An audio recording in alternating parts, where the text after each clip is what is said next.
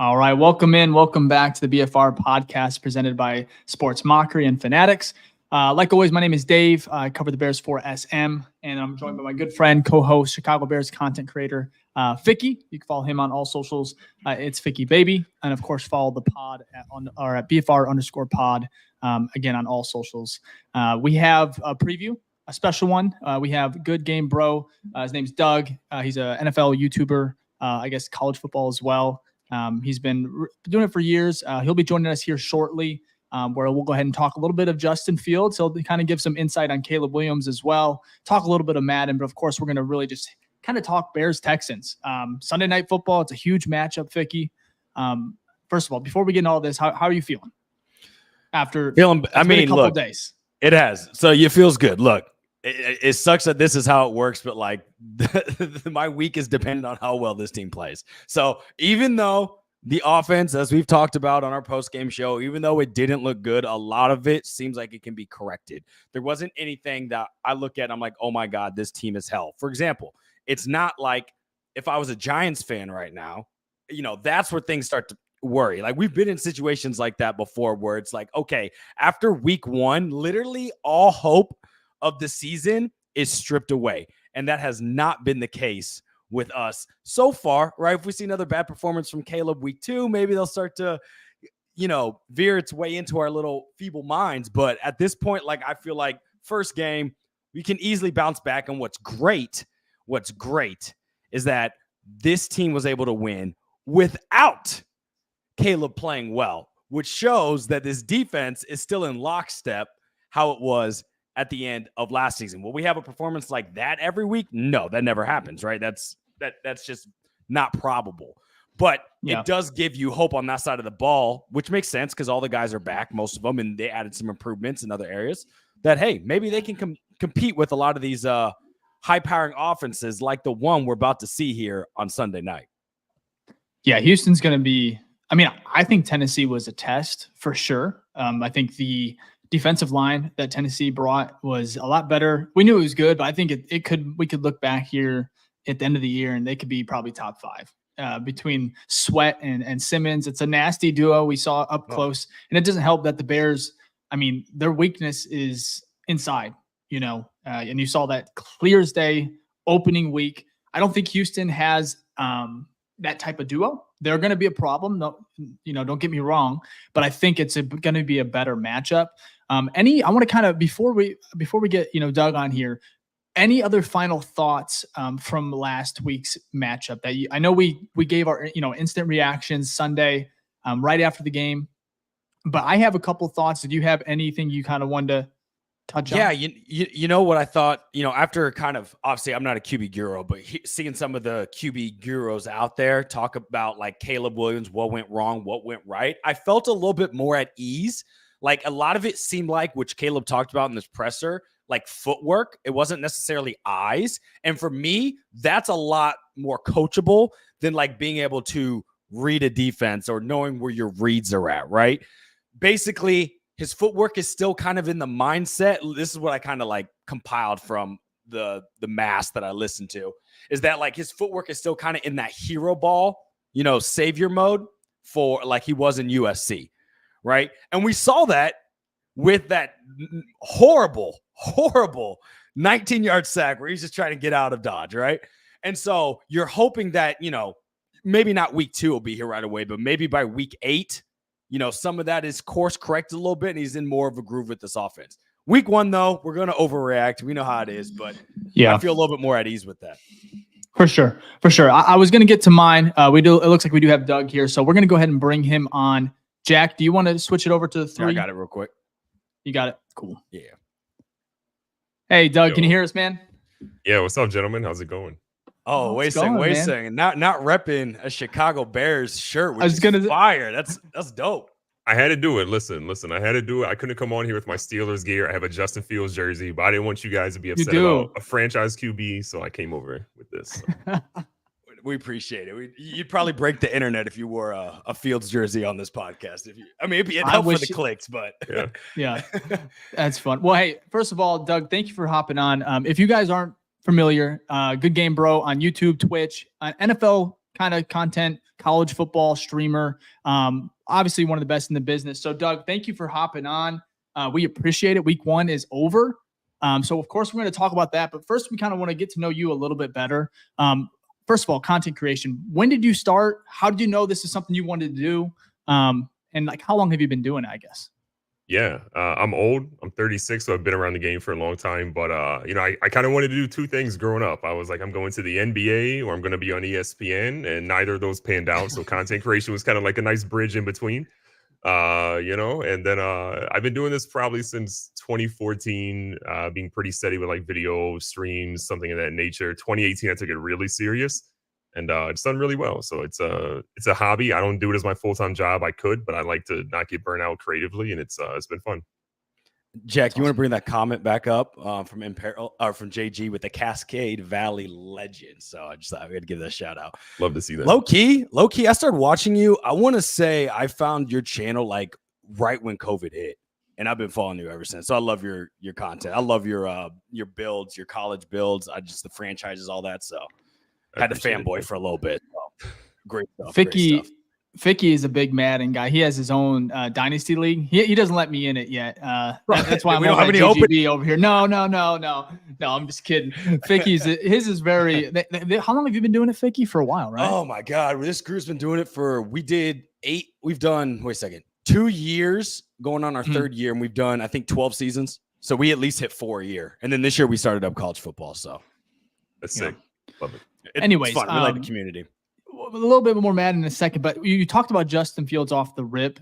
Doug, I kind of want to, first of all, me and Ficky we were big fans. We were obviously loved Justin when he was here. I'm still rooting for him. A lot of Bears fans are. I think normal Bears fans are obviously going to root for Justin. One, you get the 4th round pick.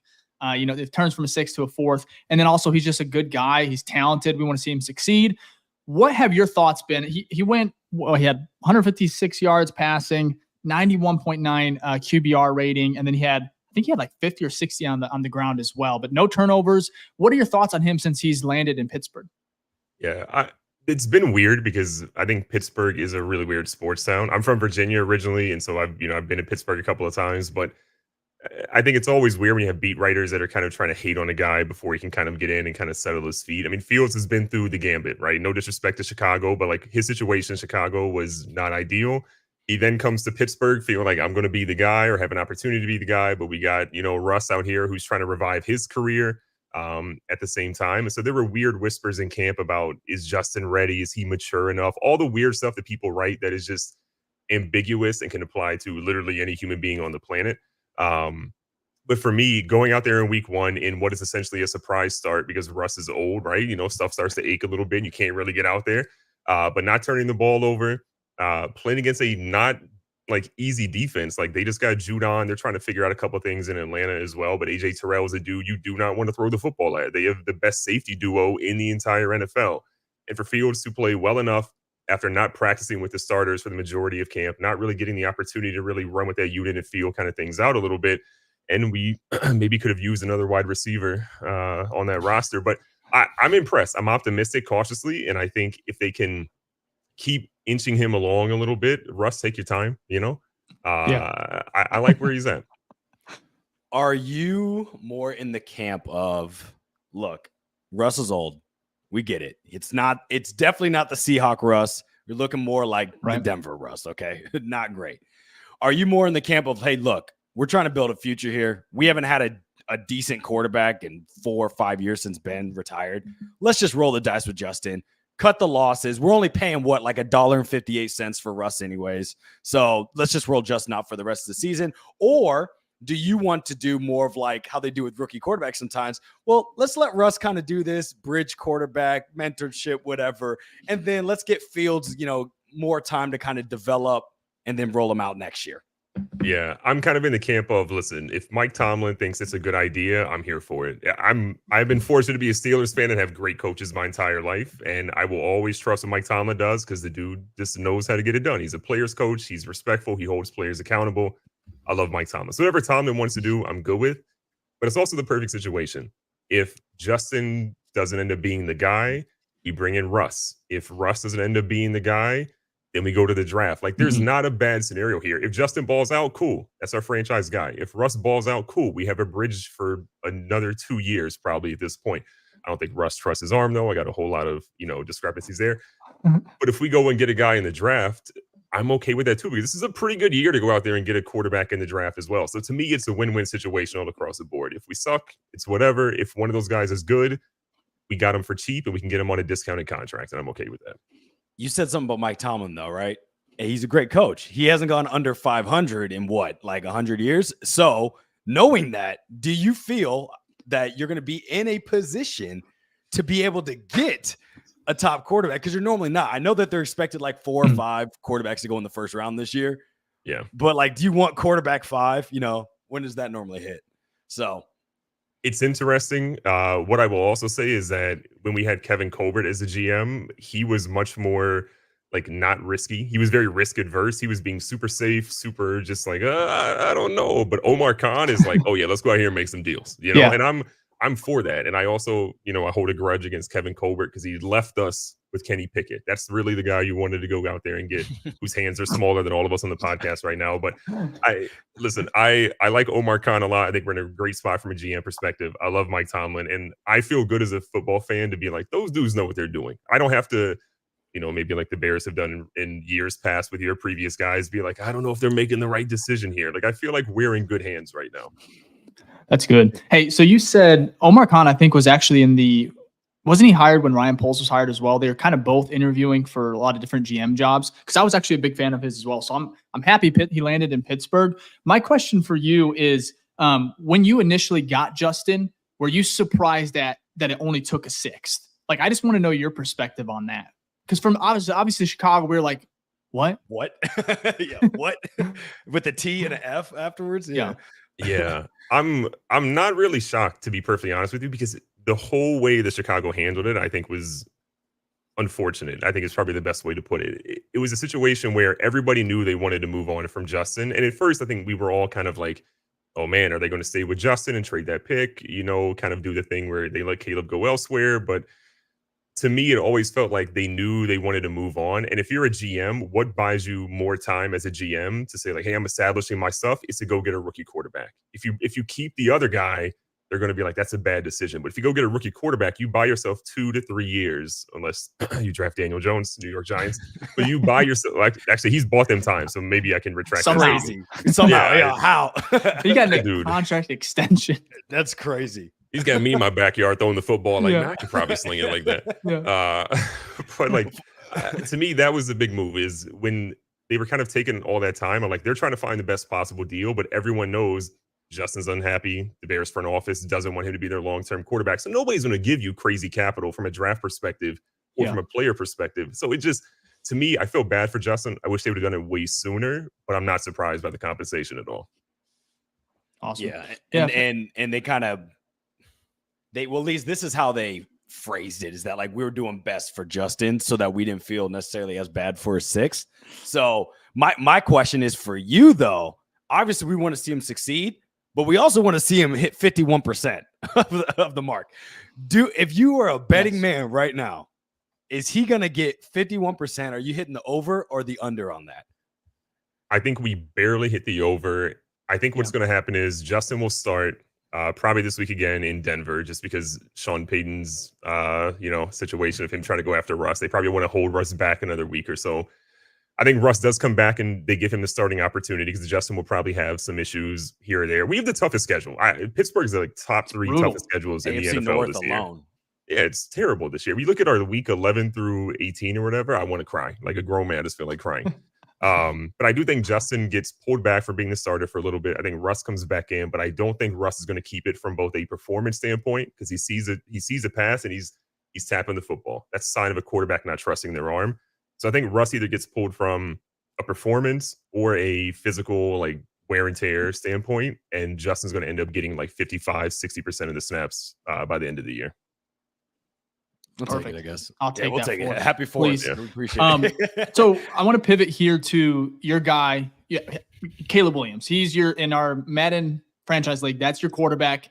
First of all, what are your thoughts on Caleb in Chicago? And of course, how do you think? I don't know if you saw the highlights or caught the game of his week 1 against the Tennessee Titans, but what are your overall thoughts on Caleb? Do you think he's going to be all right? Do you think he's going to be a superstar? And do you think the Bears made the right decision, of course, to move on from Justin? Yeah, to me, I think to go to the last point of that, they made the right decision. I don't think it was salvageable for Justin and the Chicago Bears. Like, it just didn't really feel like it had an opportunity to be salvaged. I think Caleb is the right guy out of this draft class to go ahead and get. I don't really react on week 1. Week 1 is so tough. Yeah, my other big thing too is they didn't give him a lot of opportunity in preseason to really get accustomed. And it's a rookie quarterback with a bunch of different parts out there that are trying to get sorted out. And you're getting a new OC in. I know that's a new OC for everybody, but your previous OC was lay trash, as the French say. So I think there's a lot of different situations there for Caleb. And the Titans defense is better than a lot of people probably think they end up being. Yeah. L'Jarius Sneed was a heck of a get for them. They've got a really tough front. I don't think the Titans are getting enough credit for like how good they actually are. That offense there's a whole lot of things. More just Will Levis, because that was if they had a quarterback, man. If they had a quarterback, I think they would be very sneaky, maybe playoff. Will Levis is the first time in my life I've ever created a draft rule that just didn't make any sense to me. And I'm like, I will never want to draft a quarterback who's eating a banana with the peel on and putting mayo in coffee. I don't even drink coffee, but mayo and coffee can't make sense. It's like, that's immediate disqualification. I'm getting you about it there. Crazy. With the peel on is wild. He eats it like a real monkey, and that's absurd. He got like a sponsorship deal too out of all that. Hellman's Mayo gave him a sponsor. The Mayo company's like, here you go. Is that what you want from your quarterback? A Mayo sponsorship? No, thank you. No, that's a good one. Ficky, you want to go or you want me? No, I have 2 more. Yeah, so I wanted to go ahead. The Bears, obviously, week 1, they're 1-0. What do you think their ceiling is this year with Caleb and the roster they have? I think you're going to have growing pains. Week 1 was obviously some growing pains. I think Caleb's going to be just fine. He's going to figure it out. Timing's going to be fine. Yeah. Hopefully, I believe I saw Rome Odunze had a MRI in his knee. I don't know the status of Keenan Allen. I know he's perennially hurt. A heel injury. He's also old, so who knows? They rested him today. They're like, it's a rest day for him. So I'm like, it is week 1. I mean, I saw him hobbling, and I'm like, that's why you drafted Rome. Obviously, Keenan's a great addition, like you mentioned, but Rome is that kind of backup security, hopefully take over in the next 2 years. So, I fully expect Chicago to go get another wide receiver, not a marquee guy, but like a guy that can kind of fit in, like not the same quality as Van Jefferson, but I can see them kind of getting somebody of that ilk that kind of makes sense for them to help fill in. But I think the Bears are like ceiling a 10-win team. I can also see them having a really rough stretch. Your division is not easy. Arguably, Sam Darnold, if he's getting the ball out in under 2 seconds, is an elite quarterback. Anything past that, Sam Darnold looks like us out there throwing the football, no disrespect to us. So you have a tough division. You've got a rookie. You've got a lot of different parts that are coming in. You got a lot of guys that are probably going to get banged up throughout the year. I think the Bears are probably a 9 to 10 win team, and I think they get into the playoffs this year and then, let it land where it may at that point. Well, they just got to get in. Yeah, for sure. Well, let's flip it for your team then, the Steelers. Where do you put them at? I know your division. Let's put it first. The AFC North is a tough division. It looks a little bit less tough now that I saw the Browns play because their quarterback, if you want to call him that, along with the other stuff that came out this week. But so you might want to subtract them, but you have a tough division, particularly the Ravens. Do you feel that your quarterback situation is good enough to, 1, get in the playoffs, and then 2, do something in it? Because the defense has been good year after year. Yeah, this is a tough one. The Browns, I was going to say karma. Love to see that. Yes. And then the Bengals are also weird. The Bengals are this weird team where they're like, hey, let's go 4 and 5 wide sets and let Joe Burrow and Jamar Chase figure it out. But that's not like modern day football. Modern day football is like scheming and having a strong run game. And that run game, we got to figure out like how good it's going to be over the course of a season. I think Pittsburgh has the opportunity to get into the playoffs as like we barely made it. We're like, the tires about to fall off, but like we're still there. And the defense is really who's holding us on. The defense is just like, we can do this. Our defense is also old, so that also could be a negative for us. But I think Pittsburgh has a ceiling of squeaking into the playoffs. But I think what's more realistic is sort of sitting around that 500 mark and just holding it. Maybe we're 9-8 this year as like the max, but I could also see us missing the playoffs and being below 500 for the first time That's in a crazy. really long time. Yeah. And it's crazy even to say that because we're always below 500. So to hear But that this is the year for it, Pittsburgh to do it because that draft class, quarterback wise, if you're trying to say these guys don't work out between Fields and Wilson, the last place you want to be is 9-8, 8-9. 'Cause you're gonna have to give up some capital to go get a quarterback, which you could very well do. But if the wheels fall off, man, this could be the year to finally kind of feel like a Bears fan where you're getting 3-4 wins, and anyways, though, I'm rooting for Justin, but I'm gonna keep an eye on because I think it's an interesting team. Do you think Tomlin, real quick, do you think Tomlin is safe no matter what? I think he is because I think if you look at ownership for Pittsburgh, the Rooney family, like they don't fire coaches mid-season. The fact that Matt Canada still had a job, if you would have talked to me last year, I sounded crazy because I was yelling at the TV every Sunday and I was like, you know what? It's red zone. I can't watch a Matt Canada offense because it's so frustrating. It's so frustrating. I do think Tomlin's safe. I think a lot of the people that are hating on Tomlin are like exaggerating. It's the local fan base is not appreciating what they have. And then 10 years from now, we'll be like, oh, back when we had Mike Tomlin, he was the best. This new guy's bad. Like we have Arthur Smith as our OC. What is Arthur Smith famous for? Besides nepotism, he's famous for not giving the ball to Bijan, not giving the ball to Kyle Pitts, not giving the ball to Drake London. His weapons, yeah. So I feel like Pittsburgh's going to be okay. I think Tomlin's going to be fine. But I think people that are asking for him to win another championship, only one team wins every year. And we're playing in the Patrick Mahomes era. Yeah, like you're playing with Patrick Mahomes in that era. This is the worst time to be a fan of any other team. Like you're playing with arguably one of the greatest of all time. This is a tough time to be a fan of any other team. For sure. It is tough. You mentioned the Bengals, and I want your guys' perspective, both of you, because I'm about to give a hot take here. Normally I don't give too hot of takes, but is Joe Burrow overrated? I feel like we still kind of view Joe Burrow of the Super Bowl run, Joe Burrow, but like, has he ever really been that guy since then? He's not bad, but like, I think is he really top three, top four? I don't know. His aura is overrated, I think, but I think he's a really good quarterback, dude. Like I do. If you can protect him, man, I do think he's just legit. But I kind of understand what you're talking about. What do you think? What do you think, Doug?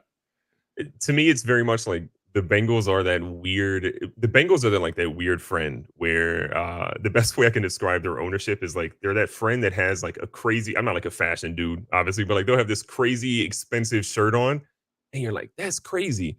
And then they're wearing like Crocs on the bottom. And you're like, that doesn't really like match with what's up here, right? Like if I just saw a shirt, like a waist up picture, I'd be like, oh, okay, this dude's like balling, going crazy out there. And then I see like Crocs and like church socks on. And I'm like, something's not really, something's not connecting here, right? That ownership doesn't typically go out there and spend copious amounts of money. I was surprised Burrow got the money. I am waiting to see what they do with Jamar Chase. They're obviously not paying T. Higgins. They didn't want to pay Joe Mixon and let him go. They went and paid some guys on the offensive line that didn't really pan out. They were kind of like, we hope they're still good and relevant, and then they ended up not being it. I would love to see the Bengals kind of fall apart because I would love to see Jamar Chase out of that division, and I want to see Joe Burrow somewhere else outside of the AFC North. So I don't have faith in them from a roster building perspective to keep Joe Burrow happy, and I don't think they really have the offensive line to protect him either. So I don't love the Bengals right now. I agree with that. I think that's all totally fair. Especially after I know we don't overreact over week one, but I'm like, Joe Burrow, I mean, they're a veteran. Yeah. And then Patriots supposed to be probably bottom 5 team. That's rough. But also a couple of years ago, the Bears beat the Super Bowl champs in the 49ers in week 1 too. That's true. So anything can happen. Rain game. It's true. Justin Fields. Yep, yes, absolutely. Hey, GGB, we're going to go ahead and let you out of here. First of all, can you tell us where to find you? YouTube, Twitch. I think you're going to be going live here soon, right? If I'm not mistaken. Yeah, probably losing my Campus Legends NCAA Dynasty League right now. But GoodGameBro on pretty much all social media. Yep. And appreciate you guys taking the time to have me on. Thanks a lot. Absolutely, man. Absolutely. Thanks, Doug. Appreciate it. Hey, no problem, guys. Take care. See you. Awesome stuff. Well, again, thank you to Doug for hopping on. I know he's a busy man, so just to get him for his 10, 15 minutes, it means a lot. Cool dude. Obviously, super happy that he has Justin now because I think it's a fun guy to root for, right, Ficky? For sure. We know we have that. A plug. We have a plug now too, which is nice, so we can see like how people really feeling about it. Yeah, so. Absolutely. Again, shout out to him. We're going to have all his stuff here linked in our YouTube description. Go follow him on all socials again at GoodGameBro. And that was a really fun one. So we'll have him back on hopefully later on during the season when the Bears are hopefully have an offense. But speaking of that, before we hop into the Bears versus Texans and finish up our preview, kind of go through our predictions, or go over the Texans overview as a roster because they're very interesting, especially what they did week 1 with Joe Mixon. But before we hop into that, if you are here and you like the conversation and you like the Bears, of course, go ahead and hit that like button, subscribe. We're on our road to 10,000 subs. I think we're almost to 8,000 right now. So we're still on that journey, but if you can just go ahead and hit that like button, it's one way to really help out the channel. And Ficky, I'm going to let you kind of do your part of it with our Patreon, and then we'll go ahead and jump right into Bears versus Texans. Absolutely. So thank you all if you're here. We appreciate it. Give a like and a subscribe as well, and hit the alert notification bell at the top so you'll know next time when we go live. Also, if this is your first time watching, much love, appreciate it. Please give a hashtag new face gang in the chat, and we will give you a shout out before the end of the show. And if you're an OG, which means this is your second time watching or you've watched every episode, first of all, love that and appreciate it. Go ahead and give a hashtag OG in the chat, and we'll make sure to give a shout out before the end of the show. If you want to support Dave and I, obviously it's free to do a like and subscribe. We really do appreciate that. But if you want to support us fiscally, we do have a store, the BFR store. I'm wearing some of our merch right now. We have hats, hoodies, tees, stickers, whole bunch of stuff. So that's the BFRstore.com. That is it. The link is in the description.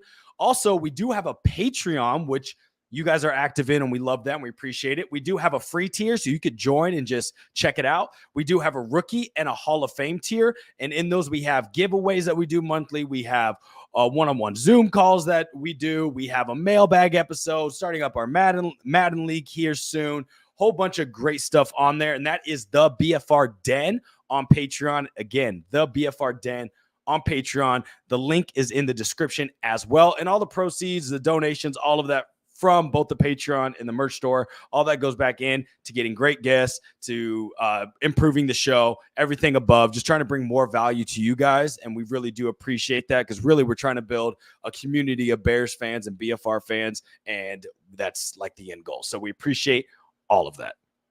Much love. Well said. Well said. Again, we appreciate it. If you can just, I think we have almost 50 people in our YouTube chat. Hit that like button if you can. Again, great way to support us. You guys have been insane, especially over the off season. And then of course, week 1 was electric. So thank you again. Now let's get back to what you're here for. Bears versus Texans. Caleb Williams. I believe he's going to have a breakout game on Sunday Night Football. I think it's going to happen. That's all I'm thinking here is good vibes. I need it to happen. I cannot have another slow game or just a rookie type, second game. I think Caleb's talented. I think we're going to see that here. But before we do, we're going to go through our injury reports, both for the Bears and the Texans. Now, we're doing this on Wednesday. Typically, we are going to do Friday shows, but Ficky is leaving us. He's going to Mexico on a resort. Poor guy. He's going to have the time of his life. Poor me. Poor me. You're going to somewhere tropical, and I went to Alaska, dude. Your views will be better. Polar opposite. Literally. But no, Ficky's going to be there. He's going to be live after the game, I believe. He's going to try. Oh, yeah. We're going to get him on. I think the connection should be good enough. Dude, it's 2024. There's going to be Wi-Fi at the resort. No, for sure. I talked to some other people that have been to resorts recently, and they said like the connection was fine. So I'm bringing my computer. If I have Wi-Fi in Alaska, you should be fine. I had Wi-Fi. Oh, wow. Better. I got to watch this game. I'm not missing prime time. No. Like, I got to come on. No, dude, that's crazy. You got to do a little bit better with your vacations. Though. I had it lined up. It was a wedding. I didn't have a choice. It's a wedding. Oh, shame on this guy. No, I'm just kidding. Happy for him. But enough of that. Bears injury report. Again, this is Wednesday. So if you're listening to this, we don't know exact. I mean, I bet some things are going to change here, and we'll discuss that. But Wednesday's report had Keenan Allen, heel injury. He did not practice. He re-aggravated it on Sunday.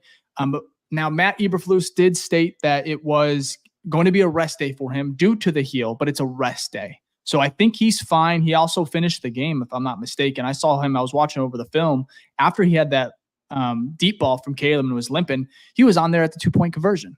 Yep. A series of 2 later. Now, was he on there just as a distraction? I don't know. He still ran the route, but I think Keenan's going to play. Do you feel that same? Do you feel the same? I do. Okay. I think most of us are more concerned with like Rome and his MCL, but yeah, we didn't get to that yet. Oh, sorry, not to jump the gun. Obviously, I think No, most people that's a know big- that he had his MCL. But I would say at least on that one, like the news, if you're gonna have an MCL injury, probably the best case scenario. Will he play or not? I don't know. That's still up for debate. No, absolutely. And I'm actually going to share my screen, Jack. Let me pull this up here so we can get this on here so everyone can kind of see it. Let me go ahead and get that out of here. Can you see it, Jack and Ficky? Yep, okay, cool. So I think this will be better. You guys can see it while we're watching on YouTube. But we have Karan Amagaji. Did he play last week? No, I don't even know if he got any snaps. No, but I think he's still recovering from that injury that was in the offseason. So I'm not too concerned about him because I think he's on schedule. He's limited whenever he's come back, which is good. Ryan Bates, he was limited with the shoulder elbow. Kari Blasingame, who I think had an interesting game last week, he was limited hand and knee. Now Rome Odunze, this is where I wanted to kind of get to as well because he did not practice. I don't expect him probably to practice this week. However, it was reported Matt Eberflus did say that he is actually not week to week, which was initially the report when it came to his sprained MCL, which is actually a grade 1, which honestly, best case scenario for Rome. Now, he is a rookie. I think he's going to push to play.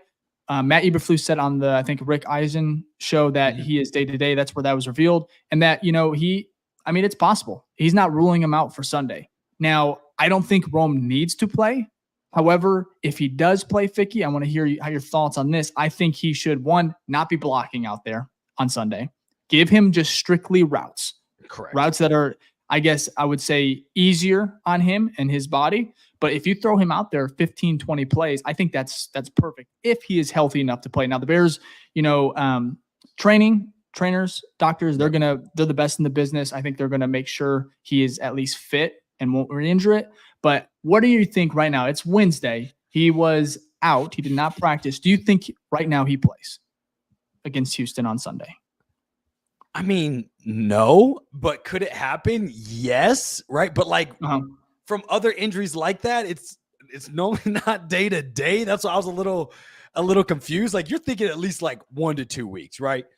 Again, it may not be as bad as what they say. I think Rome was talking about like he felt his knee pop and it didn't actually like hurt that bad, but then it was the next day where it started to swell up. Well, they got to report these things to the doctors. Like I think that's what you got to do in this league. I mean, they're $1 million athletes. Anything that is risky, you hear a pop. Now, I think when the Bears get that report, hey, Rome probably went in like, I could have finished, but I, played a couple more snaps. I was like, I heard a pop. I'm walking around, and their first thought is, no, we're going to jump all over this. That's why you get all these things, the screenings done, and I think then the results are great, but then you still take that cautious approach because you don't want Rome to re-injure it. So for me, I think it is going to be a 1 to 2 week where he's out just because of. I want to be conservative. There's no reason, man. There's no reason to. The back half of this schedule is where you're going to need him the most. Right now, there's so many guys. You saw it on Sunday. I feel like there was forcing the ball to Keenan, right? Cole Kmet didn't play 50% of the snaps. Crazy. There's so many weapons, mouths to feed. I think it would be almost. And I hate to say it because I love Rome. And honestly, I would rather have Rome out there than Keenan right now because I think Rome needs those reps. But to have one less guy and to kind of start get Caleb kind of can start in a smaller like incubator where it's like, okay, I only have Keenan and DJ and then Swift. And then, of course, you have Cole Kmet, hopefully. But I think it might actually be easier on him to kind of not have to feel like he's going to have to force it everywhere.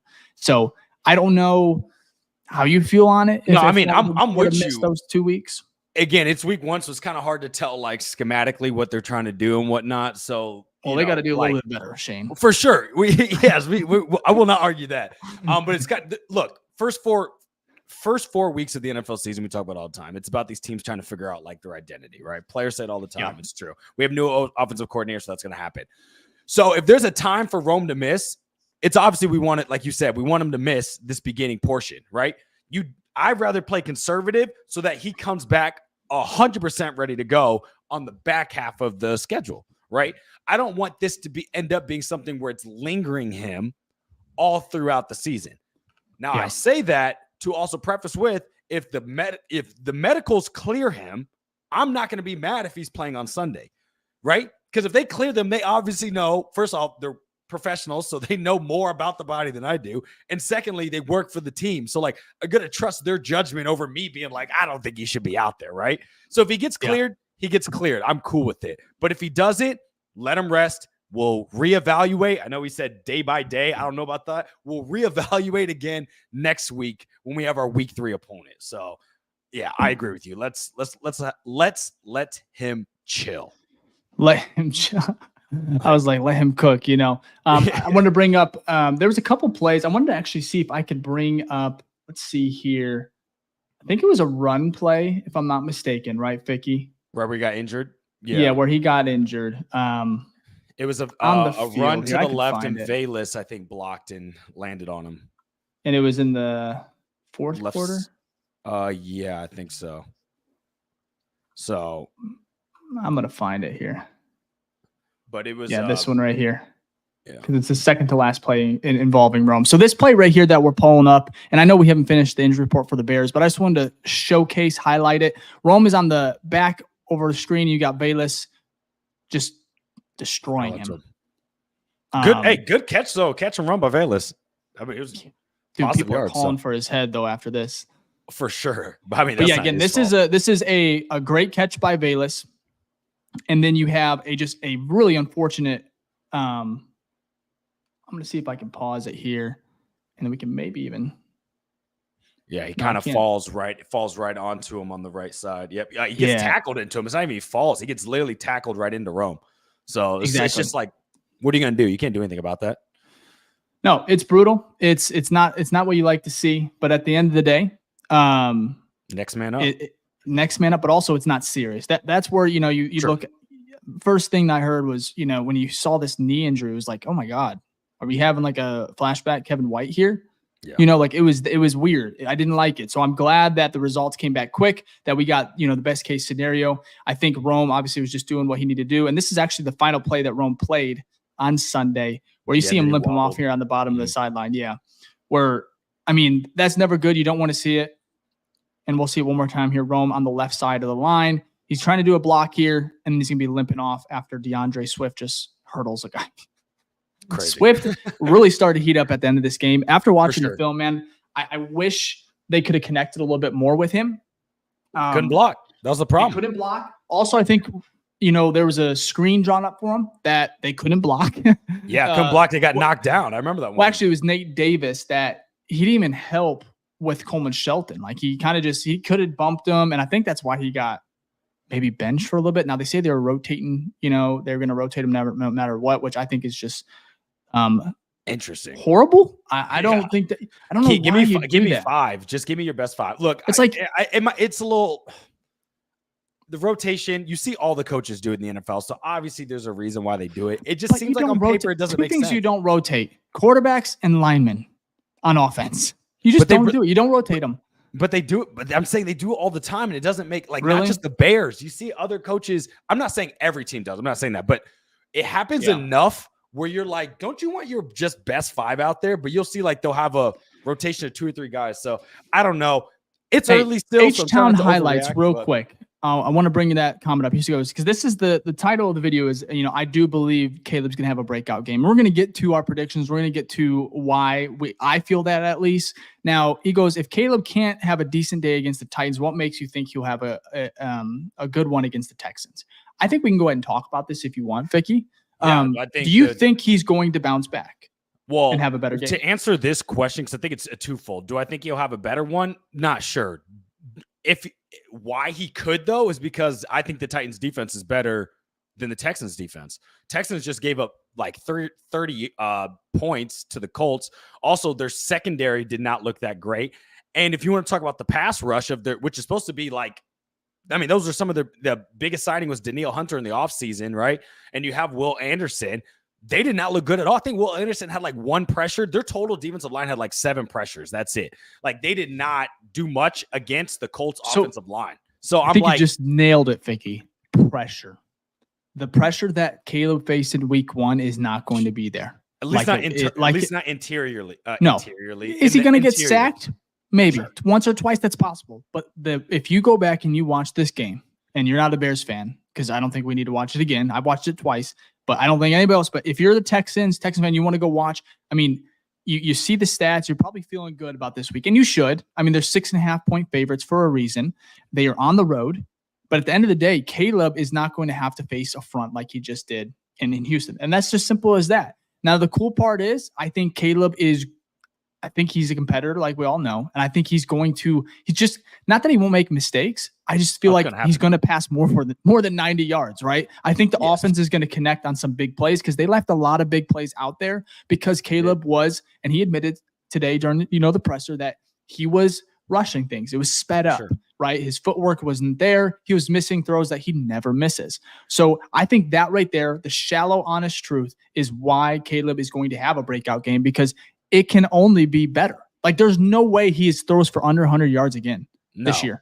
And also, you talked about big plays, right? That was like one of the weaknesses, at least I know it's a small data set, but of week 1 against the Colts, they gave up like 3 ginormous big plays. I know, Richardson threw like 80-yard bombs, though, on his knee, but like they gave up a lot of big plays on the back end. And again, as the whole, the defense wasn't that stout. You give up 30 points, you're not that stout. I'm sorry. Like, you're just not, unless you come away with like 4 or 5 turnovers, like something crazy. I'm just not. They have good players. And again, it's week 1, so they could obviously correct. But there was nothing from their week 1 performance where I'm like, man, I am super concerned with them. Now, if you would have asked me a week ago before they played the Colts, I'm like, oh, you got Derek Stingley, you got Danielle Hunter, you got Will Anderson. You know what I mean? You've got Jeff. I mean, Jeff Okuda's kind of washed and he's now injured. But I'm like, you signed Jeff Okuda. Yeah, he's on you IR. got. I think Kalen Bullock actually had a good game though. That safety, the rookie, so from USC. So they got names, but it's like, did they actually play well on paper? Yeah, or at least play well on the field? I don't think so. No, I think it's gonna be interesting. I think the Texans are. We'll get to our predictions later. I just wanted to kind of answer that. And H-Town Highlights, appreciate the questions, but we're going to get to our Texans overview in a minute. Let's finish up the injury reports real quick. Zach Pickens, he was limited today with a groin injury. DeMarcus Walker, he had it was a foot injury, which I think that's important. DeMarcus Walker, he played pretty well last week. Sure did. He did not practice. I think that's something really to monitor as it goes throughout the rest of the week, because I think he was a big part of that defense, getting some pressure. He hit the quarterback a lot. It was actually, I guess I have it pulled up here as well, kind of going over the pressure rates. But I think DeMarcus Walker was 3rd on the team, if I'm not mistaken. Yeah, he was pretty high up there. Yeah, so DeMarcus Walker actually was top. He had 5 pressures. The Bears had 20 total pressures in week 1. 5 came from DeMarcus Walker. Andrew Billings, who was a beast, had 4. Jervon Dexter had 3 with a sack. Darrell Taylor, who insane. We talked about him, our instant reactions. We talked a lot about him, so I won't go too much more in depth, but 3 pressures, 2 sacks, forced fumble. Montez Sweat had 3 pressures, and then Chris Williams and Kyler Gordon both had 1. So I think that's a huge one to monitor, especially if you're betting on this game, because I feel like if Marcus Walker doesn't go, you need to be able to get pressure on these guys, and that could be huge. I think he'll go. Me too. I hope so. Now, the Texans injury report is very, very short. There's a couple guys that went on IR, which I think you talked about Okuda. Yep. Right? Yep. Let me see here. There was a couple more, I thought. I don't think they were starters per se, but they're the couple, they had like 2 or 3 other players that went out there. Now, right now on their injury report that released on Wednesday was Dalton Schultz, ankle. He did not practice, who's their starting tight end. Yep. And then MJ Stewart, he has a knee injury. He did not practice either. And then I'm not sure exactly who those other 3 were. Anyways, long story short, they're pretty healthy. Outside a couple guys going to IR. Let me see. Yeah. I would agree. They're pretty healthy. I'd say they're healthier than we are. Coming out of week crazy 1, bad, but very, very, very, very impressive. Now, MJ Stewart, he's their 3rd safety too, so he's not practicing. So you really only have 1 guy right now outside of maybe corner Okuda, who I think was their starting. Yeah, is he a backup? I think he was a starter with Stingley because they signed him to a 1-year deal. Yeah, he might be. He was behind Carmari Lassiter. Lassiter did start because he had a crazy. He had a crazy week. Okuda 1. though, what a fall from grace, because he was a number 1. He was a top first round pick. Yeah, he was one of the first corners off by the in Lions. Justin's class? Yes. No, 2021? I think the year before. Okay. Right? No, maybe it was the same one. You might be right. I don't know. But yeah, from Ohio State because he played with them. Okay. Pretty sure. Yeah. Either way, they are very healthy to say the least, which is, good for them. We'll see how it fares for the Bears. But now I want to move over again. Check the injury reports on Friday because right now we're doing this Wednesday. Like I said, Ficky will be out of here. You're leaving tomorrow, right? Yeah. Am I mistaken? Awesome. Yes, so, but anyways, let's go over to the Texans overview. Again, they are favored by 6.5 points on Sunday Night Football. The Bears have not won in 9 years? I think they're on a 9-game losing streak on Sunday Night Football. Yep. Pretty bad. It's pretty bad. We're good on Thursday night though, which is weird. But Sunday night we stuck at. Beat the Patriots a couple years ago on Thursday night. That was a hell of a game. Anyways, the Colts actually put up 303 total yards against the Texans. They had 199 passing, 104 rushing. They averaged 7 yards per play, got 14 first downs. They were 5 for 10 on third down and 1 for 2 on fourth down. Now, the interesting part was the time of possession because Houston ran the ball very, very well. They ran for 213 yards.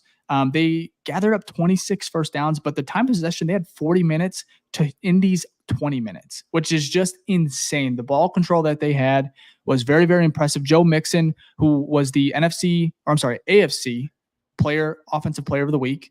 And then you have Tyreek Stevenson, who was the NFC defensive player of the week. Shout out to Tyreek. But I think it is going to be an interesting clash between these two because Texans overview is actually, they're 13th in the power rankings according to PFF. Now, the interesting thing is you would think the Bears would be a little bit farther behind. They're 16th. I was going to say they're like 15 or 16. Yeah. And the Bears did not score an offensive touchdown, right? But I think that goes to show you that everyone kind of understands that this is probably never going to happen again this year.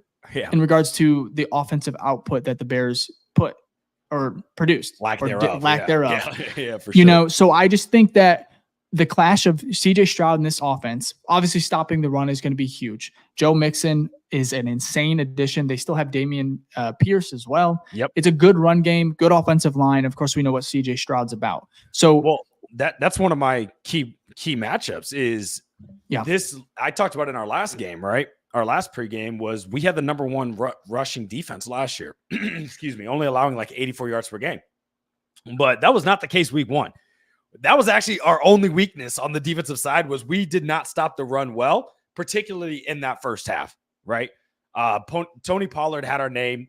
We were leaving our offensive line, our defensive line assignments, like our lanes, and they were just running all over us. So the question is, are we going to be able to stop this offensive line, which graded out pretty well from a run blocking perspective? Pass blocking, that's a different question, but run blocking, they did pretty well. And obviously Joe Mixon's Joe Mixon, and he had 159 yards on 30 carries. That's just hit 30 carries. That's why the time of possession is so long. A modern NFL game, a running back, if you're not Derrick Henry, like 30 carries is even Derrick Henry. That's crazy. So the question is, if we can shut that down, I know they got weapons other places too, but they won that game against the Colts, not because of their wide receivers or CJ Stroud. It was because of their dominant run game. So how will we match up against that? Will we be able to correct more to the team of old of last year? Or are we going to see more of the same of what we saw week one? I think it's a really good point. Joe Mixon, 30 carries is nuts. But what is even crazier is Houston actually threw it 32 times as well. Yeah, it's a lot. So, and CJ passed for 234 total yards and 2 touchdowns, no picks. I think the turnover battle is going to be huge in this one. Caleb, rookie quarterback, I just feel like he's due for one against this team. Sunday Night Football, maybe some jitters. I just think it's going to be the turnover battle is going to be key. But the one thing I also want to highlight is the receiving or the trio that Houston has, which everyone knows. I think they were comparing it between the Bears and Houston as having perhaps the best in the league. Now, there's a little bit more polished right now. You got Nico Collins, who's a beast. He had 6 receptions, 117 yards. You had Stephon Diggs, who had a very quiet day, 6 catches for 33 yards. Now he had 2 touchdowns. So, I mean, he made the most of those, 6 receptions. And then you have Tank Dell, who went 3 receptions for 40 yards. And then you have Joe Mixon, who also had 3 receptions for 19 yards. So, I mean, they have weapons on weapons. I think their defense is also pretty good. Anthony Richardson, he had some wild plays, but he still struggled. I don't know where was. He was 9 for 19. That's what I thought. 50% completion percentage. He also had an interception, but he had 2 touchdowns, 212 on through the air, and then he also had 56 on the ground. So, H-Town highlights. We cooked the Browns in their number 1 defense last year in the playoffs. Yeah, you absolutely did. It's true. New year though. That's the thing. That's the problem right now. Is like I'm that's why I'm looking at week 1. Right. It's so hard to tell. You can't. I mean, you can have a foundational understanding of where your team should be, but every year, every week 1 is completely different. Like your teams can start off hot, cold, so it's very hard to tell. But yeah. I mean, on paper, they're the better team. I think we all know that. But I was going to say go ahead. No, go ahead. You're good. Oh no, I'm going to get to our key matchups in a second, but I want to finish what you have on the Texans overview. Yeah, well, the thing is, Stroud passed it 32 times, right? Mm-hmm. But the air yardage is only 232. That's not that much of what you would expect from CJ Stroud. I'm not saying like 400, but it's not like he was nickeling and diming these people like across the field. Again, Nico Collins on my fantasy team, thank you, looks good, but it's not like anybody else had like tons of yards, right? Even Stephon, it was a short amount of yardage, but he had a touchdown and 1 was on 4th down. So this offense is good, but the question, I still feel kind of the same way we feel about the Bears. Obviously, Houston's ahead of us on this, but like they aren't necessarily where they're going to be. They haven't peaked yet. Like we haven't seen the Houston. Absolutely. We haven't seen the Houston offense that we'll probably see. But it could peak right here. It could start up. It could start here. I'm hoping not. To do it, we haven't seen it yet. A Bears defense that is likely going to finish in the top 5 this year. I think this is going to be a great matchup. It's going to be a good test for the Bears DBs. Jalen Johnson's got to be hyped up. It's going to be a really, really fun game for that matchup particular. I think how this game, if it ends up being really fun, is if the Bears offense can actually produce and get some points. Because if they can't score like they did last week, you're not going to win. You are not going to win this game. No. Because Texans, I think you have to score 20, 24, 27 points to perhaps win this one. I don't know. We'll get to our predictions later. But I think it's the balance that the Texans have, at least in week 1, is almost everything you want. To be able to run the ball. I mean, they had 6 explosive runs, according to PFF. Joe Mixon, it looked like himself like 2 years ago with Cincinnati. Right. Now he has a lot to prove. He's playing, since he let him go for basically nothing. I think it's a huge pickup. I think the balance that they play with and just the playmakers that they have, it is. I think they're a year ahead of the Bears in this type of, because obviously CJ was a rookie last year. We all know how he started. But also I think CJ started slow in week 1. So did Patrick Mahomes, if you've ever heard of him. And I'm not saying that means Caleb's going to break out, but he is going to break out. But I'm excited for this matchup because I think there was a comment here on YouTube that said this is a better, the Texans defense is not nearly as good as Tennessee. Now we could be eating crow here and the Bears could have another, but I think it's going to be more of a testament of the Bears offense struggling again than more so than it being the latter that the Texans it has a smothering defense. So, but that's just me. So that moves us to keys to the game. We're going to go through our favorite matchups. And then of course, why would the Bears win this game? And then in case, of course, how could they lose it going through these key matchups? So Ficky, I'm going to start with you. Your first key matchup between Houston and Chicago on Sunday Night Football. I sound like a broken record. No, it's going to be the trenches. It's going to be the trenches. Look. How do I ask you this? All right. How do I mute you? Well, look, here's the thing, right? This is why. If the offensive line as a whole looked good, some grades had them grading out pretty well, but we knew the interior was not good, right? Run blocking, pass blocking, they did not do their job. Who did do their job well was both of our tackles, Darnell Wright and Braxton Jones. They did a fine job with that. Now, the defensive ends they're going against aren't the same as, at least on paper, Will Anderson and Danielle Hunter. So what I'm looking for actually is the defensive ends versus our tackles. Does Will Anderson and Danielle Hunter play more to their, I'd say their mean where they would normally perform at? Or do we see more of the same with their matchup last week? Problem is, Colts offensive line is pretty fucking good. Much better than ours. Not saying we're so far away, but they are a top, I'd say, 3 offensive line. So is it because of what we saw with the Colts, or is this just like maybe it's taking some time for them to ramp up, right? So really, I want to see how our tackles hold through that. And then another one in the offensive line is just Coleman Shelton. I don't think he's going to, because of the reasons we mentioned, the interior not being as tough. You don't have Jeffrey Simmons and Tavondre Sweat, who looks amazing. You don't have to deal with that. But like, are we going to see as many mental mistakes? I do not want to see Coleman Shelton on his ass. Miss a block, penalties, whatever. You got embarrassed week 1. And I these are professional athletes. I feel like he's going to bounce back. Is he going to be amazing? Who knows? But I feel like there's too much ego and pride to be like, look, chuck that one up. I fucked up. That was not a good game. Let me lock in and do better. So I'm expecting this offensive line to actually be better. And I think if they are, that's going to allow the run game to be established, but then it's going to open up the pass game for your rookie quarterback. And that would be the key to the game. It's interesting. Before I get to my key, I do feel a little bit better about Coleman Shelton because he actually graded out pretty well. He did give up a sack. He gave up, 2 total pressures, and he had a 64.5 PFF grade, which is above average. Now, the play that we're talking about, I feel bad because I gave him a lot of help for it, and I didn't even notice that he got tripped by Tevin. Yeah, Tevin. And that's why it looks so brutal.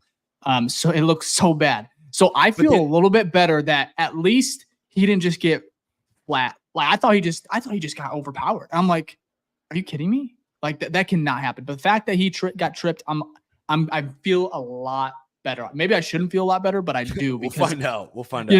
But I think again, similar to like the offense as a whole, it just cannot be worse than it was.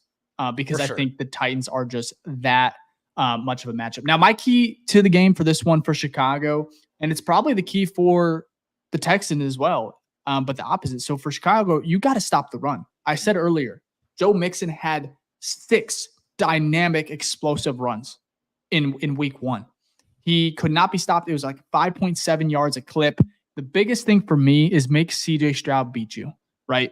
Because time of possession, it cannot look like it did in Indy. Now, Indy was in this game, man. Like they fought they could have won hard, dude. Like it was impressive. A great showing from Anthony Richardson. And Richardson was 9 for 19, 50%. Like they were not perfect either, but they were able to hang with a contender, most are saying in the AFC. Now, Houston, if you can stop Joe Mixon, if you can at least contain him, I think this secondary, the Bears secondary, is so good that they are going to get CJ once, maybe even twice. And I'm talking about a turnover. And that's where you have to win that turnover battle and then also score off it. Because obviously last week we didn't get a touchdown on offense. But I think this is the week where you got to score points. And I think winning the turnover battle and capitalizing, not getting 3, not taking a 19-yard sack on a turnover like they did with that strip fumble, but controlling the game and also not letting, not getting ran over. Because that's important because then your defense is going to get tired. CJ is going to be able to pick them apart. I think that is the key to this one is stopping Joe Mixon. And then hopefully your guys, JJ, Jalen Johnson, Kyler Gordon, Tyreek Stevenson, who is the, NFC player or defensive player of the week, make those guys, make them or actually allow them to make plays, right? Because if they're just running all over you, that ball, it's going to be tough. I think it could be really, really tough to beat Houston if they allow what they did that Indy allowed last week. And I just don't think that's the case, man. I think the Bears last year, they were really good at stopping the run. This Hopefully week, outside of that first, they were good in the second half. Second series where Tony Pollard had that. That Tony Pollard drive was a little alarming. I think Joe Mixon may have one of those as well. But I think the Bears defense is just a little too good to get ran over. So I think that stopping the run will, I think, keep them in this game. And then I think it's going to be up to the offense this week to actually win it. I don't think the defense and special teams can win this one, but they can keep them in it. And I think that's where Caleb Williams and company comes in, where they can shock the world and go 2-0 potentially. But that's my key to the game. Question for you. Yeah. Who do you think had more turnover-worthy plays in week 1? CJ Stroud Well, I know Caleb or had Caleb 2, Williams. right? Yes, Caleb two? had 2. So, I mean, that's pretty low. And I think with CJ throwing it 32 times, I don't even remember how much Caleb threw it, but I think it was less than 32, if I'm not mistaken. Yeah, for sure. Yeah, it was. So I'm going to go CJ. He did. He had 3. Am I right? Yeah, it was 3. So that was surprising to me because I knew Caleb definitely had 2. For sure, the helmet one. You're like, okay, that's obviously it's brutal, turnover worthy, right? So yeah, I wonder what the other one was. That's a good question. Maybe the miss to Keenan on the quick screen to the right. Oh, yeah. Because that one looked a little risky. We got batted. So inaccurate. Maybe one of his batted one as well. Okay. That one too. Oh, no. I know what you're talking about. Yes, the one to Keenan is probably it. It looked like that could have been intercepted. So, because the linebacker wasn't looking. Yep. He just went to the guy. But if he turns, I think he could pick that off. For sure. If it was accurate, I think he really could have. It just ended up going to the right, all the way to the right and to the ground. And Keenan was like, I'm coming inside. And I think you see Caleb pointing like, hey, to the right, like go out. That one could be it. I'm not sure. I can't believe I just spilled water on myself. That's ridiculous. I didn't even notice it. That's fine. Dude, I noticed, obviously. I'm like, damn. But you know what, though? At the end of the day, though, I think I just say that to be like, this is a rookie quarterback in a second year. Now, don't get me wrong. CJ balled out last year, but it's still a second-year quarterback. So I'm just backing up your point where I think there's going to be opportunities. Not saying that he's going to just turn the ball over. But again, there could be opportunities specifically if we can shut down that run because our back 7 and our scheming with Eberflus can disguise things for a second-year quarterback to maybe get baited into something, right? So it's not too far-fetched. I think an issue right now with CJ Stroud and kind of how people view is like, oh, you had such a good rookie year that now you're in the likes of some of the greats. You know what I mean? And it's and that's not necessarily the case. It's still second year. You see slumps all the time. You still you don't have enough reps to see all these different defensive schemes and sets and, positions and all that. So there's still opportunity for us to take advantage of this young quarterback. And obviously they could do it to Caleb on the other side, which we saw last week, but it's going to be a hell of a matchup. I really hope we get a good game on Sunday. I think we're due for it. We deserve it. I want to go ahead and bring Jack in here. Jack, are you ready, man? We have Tito. Thank you again for that super chat. You want to read it, Fick, while I get this ready? Yep, I got you. So Tito here with the $5 said Waldron needs to use the weapons better. DJ Swift, Allen, and Rome only 10 plays together. That's fucking crazy. That's so dumb. He didn't say that. I said that. And Komet only 21 snaps make no sense. Yes, that doesn't. Again, week 1, so try not to overreact. I think every team you play is different. So football's a game of matchups, right? We just talked about key matchups, right? Key points of the game.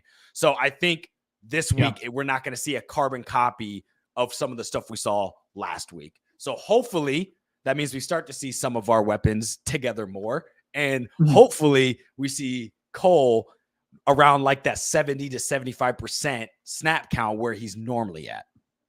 Yeah, he's too good. He's too good not to be on the field. I love Gerald Everett, but come on. We got to get that guy. Under 50 is Cole $50 million. Let's come on, Shane. If he does that again, it's a big worry. We did. I want to talk real quick before we get to our bold predictions with Jack, and then of course our score predictions, and then our headlines on Monday, and we'll wrap it up from there and then finish with the shout outs. But I want a very interesting quote today from Darrell Taylor, who's a new addition to this Bears team and had a huge impact on Sunday against the Titans. But he went ahead and said on what he learned from the Bears in their opening win. He said, I learned that this team is resilient as fuck. Sorry to say that, but I have to. I learned that this team is resilient as fuck. He said it again. Nobody blinked an eye. And I thought that was a really cool quote because obviously you have a guy that came over here a couple weeks ago. You don't really know what you're getting into. You don't know the guys. But for him to say that, and he hasn't been here that long, obviously the Bears were down 17-0. So, I mean, plays a big role. But I thought that was a really cool, it kind of gives you an insight, and we already kind of knew it, on how this team believes in themselves outside of last year. Because I think it was Cole Kmet or somebody said like last year, it was Matt Eberflus. His speech after the game said, I've been around teams last couple of years, where, they might start complaining at halftime. Right. Yeah. And he said, you guys didn't. You guys said everyone kept on saying, hey, we're in this, we're going to win it. Nobody panicked.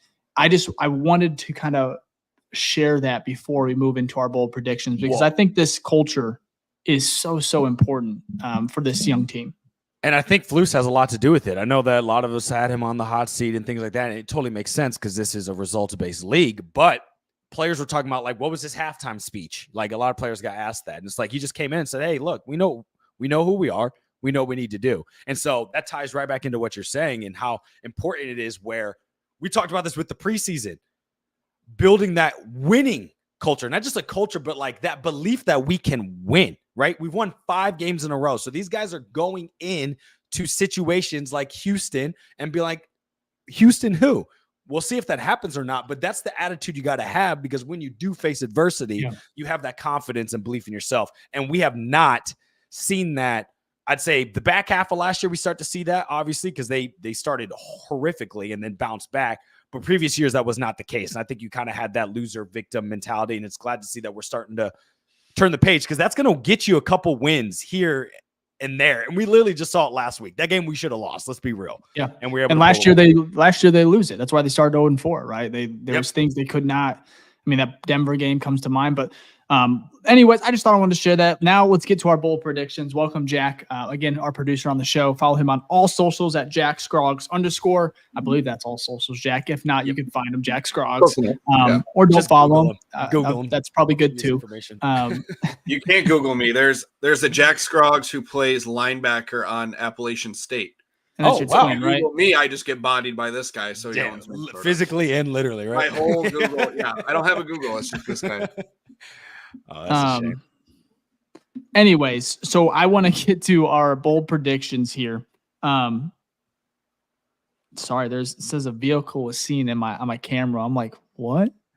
For your outside, I'm like, yeah, who's driving right now? Anyways, bold predictions. Last week we all went 0-for-3. I don't even want to. If you want to hear them, you can. You can just go back there and. We don't want to talk about it. Watch that episode or watch our instant reactions. We hold ourselves accountable, but we're 0-for-1. Now, I'm not going to say anything. We continue to do what we want to do as far as I'm not going to limit anything. So, but Jack, I am going to start with you. I'm going to put you on the hot seat here. What is your bold prediction? Bears versus Texans, Sunday Night Football. My bold prediction is not what a Bears fan wants to hear, but it is the bold prediction. My bold prediction is when it rains, it pours, and we'll go into like prediction or the game result predictions later. But I think Caleb throws 2 picks. Again, I'll get more into it. I think that it's. We'll talk more, but good, Jack. I'm proud of you. That's a good one. Thank you. It doesn't discount his 500 yards he throws, but. That's true. It's fine. 7 touchdowns, 2 picks, 500+ yards. We're back, baby. You had me in the first half, Jack. Oh, that's good. No, okay. I need to write these down. Ficky. Man, I got to follow that one. It's funny because normally I don't go this far left or this far extreme, but does Caleb do something that we haven't seen a quarterback do in a long time? Does Caleb Williams crack 300 yards? He does. Whether that's 2 picks or not, like we talked about, that could happen. But I think Caleb Williams is like, look, I got to bounce back. This isn't like 150 this week. It can't be 180. I got to put a statement out there. So there's going to be some big plays if he gets to 300, which is great. For sure. Which is great. Okay. So my bold prediction is the offensive line plays really well. How are we going to grade? How about this? This isn't tied to this, but we'll have to ask at the end of the post. Well, because they gave up, I think, 2 sacks or 1 sack, right? Last week? I would say good is under 3 or less sacks. Do you think it's under that? I'm going to say I'm not going to go off sacks. I'm going to go because pressure can count as a sack, right? Because if you get a sack, it's a pressure. I'm going to go 5 or less pressures throughout the whole game. And we had what? We had like 20 for us, and they had there was a lot, man. Okay. No, that's fine, though. We could do that. And then obviously we'll have the eye test to kind of see how we felt about the offensive line. Now, that's what I'm saying. We can do 5 pressures, but I just think we're going to be like, oh, Caleb has time. Or, hey, there's not a guy in his face, 4 or 5 times in the first half. You know, I think it's going to be a relief. You're going to be able to see that translate to, you know, Caleb's game where maybe he's not sped up. I know he said, you know, he's sped up and we don't know why. Was he nervous? But I think it's also the interior pressure. We talked about how critical and how kind of like debilitating it is for your game to be like, oh, a guy's in my face, right? That's why Caleb took that 19-yard sack, because there's not much to do when you have a interior pressure. Yeah, you can't get out the pocket. So for me, my bold prediction is that the offensive line just looks a lot better, man. And obviously it's going to hopefully look better because it can only go up from what it was last week. But that's my bold prediction. 5 or less pressures. And Caleb, I mean, hopefully that translates to a big game, hopefully. So I want to do this comment right here from MC Fact. He said, I don't care about passing yards anymore, just win. Absolutely. But these are bold predictions. So yeah. I don't really care. I mean, I would game. Caleb's got to throw for over 150 yards. Otherwise, I'm going to lose it. Because I'm like, all right. We'll probably lose it too. Like this the team. Looks like a lot like last year and the year before that. But no, I think that if they beat Houston, man, I don't care how you do it, but I think the only way you beat them is if you score a couple touchdowns on offense. So I think either way you beat Houston, you're feeling really good about yourself. So that's a I agree. Six game winning streak. Yeah, 6-game winning streak, and you beat a pretty good team, a formidable team, winning on prime time. Come on. Yeah, I agree. That would be sick. So that leads us to our predictions, score predictions. Let's start with the biggest loser first. Let's go with Jack on his. And I'm 1-0. So to give some stuff, I'm 1-0 on score predictions. Like I was perfect.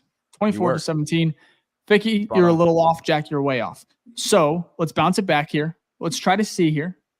How are we feeling? Who you asking first? I think Jack should go first because he was. I want to give it Jack. Jack's ready. I'm locked in. This is, by the way, my flu game pod. We're not feeling too hot. Sorry. So when we come back to you looked like shit, dude. I really did. I was like, man. Just kidding, Jack. All right. Man. You look great here. But I do want to say that for Sunday night, when in the post game, when we bring this stuff up, if I'm wrong, you got to sort of benefit. Yeah, there's a flu tax. That's fine. Yeah, that's all good. He wasn't on that. You see me mouth breathing. I can't breathe out of my nose. It's what we're dealing with. However, prediction. This is probably the one and only time I'm going to say the Bears lose a game. Probably it. And here's why. It's fair. One, we keep saying the whole episode, hour and 12 minutes, we've said it can't get worse than it did last week. I think that in order to beat the Texans, it has to get a lot better than it was. And so it's like, how far can we jump from point A, week 1, to point B, Sunday night? I think it's going to be a lot. And like we've said, or like you guys said, it's you got to keep scoring on teams like this. It's just how it works. Them, Chiefs, things like that, like the contending teams, you got to keep scoring. Another thing is I think Caleb's full of shit when he's like, I don't feel pressure. I don't believe you at all. I think that he does in the pocket. He felt tons of pressures last week. He might be Mr. Pressure. He feels pressure, and I don't care what he says. And so, like Sunday night, it's your first away NFL game, prime time. Like it's like a combination of like a rookie. I would assume like a rookie quarterback's worst nightmare. It's like of course it's cool for the publicity and whatnot, but yeah, I mean, all in all, I think it's a recipe for disaster. That's why I said when it rains, it pours. I can just feel rookie quarterback like feeling, especially with his stature, being like, I need to lock in. I want to prove myself, and then you know what I mean. So, final score prediction: good win for the Texans, 27-18. We tried to go for 2, do a little fun thing. No, wait, 24-18. That was the math. So that way, yeah, 24-18 Texans, good win. Wow. Honestly, I thought it was going to be like a bigger delta, so I'm actually surprised. But I mean, I wouldn't be too mad about that because I think Caleb scores. Like you guys, we've said a million times, like he's got to score. And the Texans defense isn't all that. I just want to see an adequate offense, see him move the ball. Ficky, all right, what are you feeling for Sunday night? You know what? Like Jack said it really well, and my prediction was I think my prediction is worse than his, and I was going, they hit the 30 mark, right? And we just get to the 20, so I went 30-20. So okay, Texans. Yeah. So 30-20 Texans. I think their offense is obviously good enough. Texans offense is definitely good enough to get 30, right? Maybe there is a turnover of some sort that gives them short field position. Defense is on the field for a long time, so they get an extra score. But on the other side, I think the offense is good enough, or they bounce back, that we see like at least 2 touchdowns. at least. So we're getting a 14. Maybe we get like 2 field goals to put it to 20. Mhm. Maybe we're lucky and we get 21. Maybe an extra 3 to get 24. Thank you, Levi. Thank you, Levi. That leads me into this one because 24 is nothing. No, what? I am giving respect to the defense. Because you're No, I saying agree. 24 is not much. Okay, No, thank but you. 30. No, I look. Before we go to Dave's, it's not. I put full respect in this defense. I'm saying there could be a turnover that makes it short field. It's not the defense's fault. If the offense gets the ball at the 35, you know what I mean? Their own 35. Yeah. That almost. No, my thank you to the defense was because that's why I think we're going to win this game. Okay. Yeah. Fair enough. No, I was saying thank you because I just switched my prediction. I had 27-24 Texans. I think it's a close game, but I think that this Bears defense, along with the offense, not going to be an insane game from them, but I think it's going to be 200 plus yards passing. I think they're going to run the ball at least decently, help Caleb, give him a little bit of a run game. But I think the Bears, actually, I don't think this is all with my heart here. I want to see it happen. I want to see Santos game winner, or at least last 2 minutes, get away with a win here on Sunday Night Football. 27-24 Bears. I think it could be insane. I'm not mad. But I also think it's right. that Bears secondary where CJ is going to, because CJ. Stroud is ridiculous. He is really good. But like you said, Ficky, he had 3 turnover-worthy throws last week. I think the Bears defense can make him pay. And I think Stroud obviously has the confidence and he is good enough. But I think there's going to be some windows that he will try. And I think the Bears are going to make him pay because of the athletes they have on that secondary. So now it's up to the Bears to capitalize on that and score points. Otherwise, it doesn't matter how many picks they get. But I'm going Bears 27-24. I think your philosophy makes sense. And I think the only difference, at least I can't speak for Jack, from you, is the only difference is who wins the turnover battle. I think in my scenario, I have us losing it. But if we win the turnover battle, I can easily. Well, I need Caleb. They can't. I need Caleb to win it. He has to keep the ball, keep it clean. I'm saying they only can afford 1 turnover. No, you get 2, it's over. You won't be able to keep up, in my opinion. Yeah, but I think the Bears get 2. It's done. I do think they get 2.